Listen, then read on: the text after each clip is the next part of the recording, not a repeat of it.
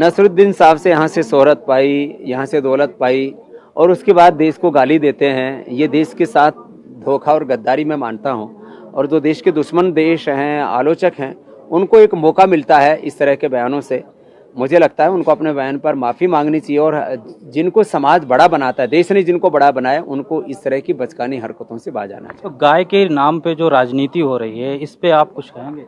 गौ माता, मानवता, भारत माता सब बचने चाहिए और किसी भी प्रकार की जो एंटी सोशल एलिमेंट कोई भी दुर्घटना करते हैं उसके ऊपर सरकार और समाज को उनका बहिष्कार करना चाहिए और उसके ऊपर जो कार्रवाई ऐसी होनी चाहिए कि सबक मिले दूसरे एंटी सोशल एलिमेंट्स को। दीदी ने जो कहा है कि हम एक भारत श्रेष्ठ भारत, दिव्य भव्य भारत, न्यू इंडिया बनाएंगे, तो उम्मीद करते हैं कि पहले भी जो उन्होंने अभियान चलाया आतंकवादियों के खात्मे का, उसके कुछ परिणाम तो आए, आगे भी सरकार को सख्ती से कदम उठाने चाहिए। पाकिस्तान के वज़ीर आज़म इमरान खान ने कहा है कि मोदी को हम दिखाएंगे कि कैसे माइनॉरिटी के साथ हम काम करते हैं। देखिए, पाकिस्तान में मुसलमानों की बहुत ख़राब हालत है।